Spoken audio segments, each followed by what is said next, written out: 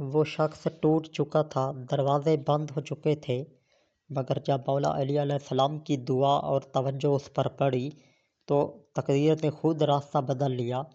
وہ شخص جس کی زندگی مشکلات کی زنجیروں میں جکڑی تھی اور ہر در پر جا کر مایوس لوٹ آیا تھا، رزق رک چکا تھا، دل بے سکون تھا اور امید آخری سانسیں لے رہی تھی، اسی رات اس نے دل کی گہرائی سے صرف ایک ہی نام پکارا، یا علی علیہ السلام۔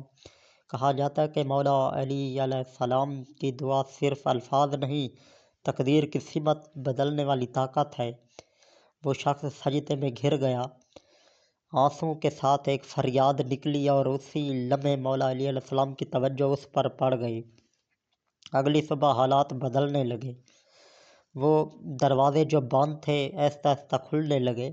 دل کو عجیب سا سکون ملا، جیسے کسی نے کندھے پر ہاتھ رکھ کر کہا ہو، ڈرو مت، علی علیہ السلام تیرے ساتھ ہے۔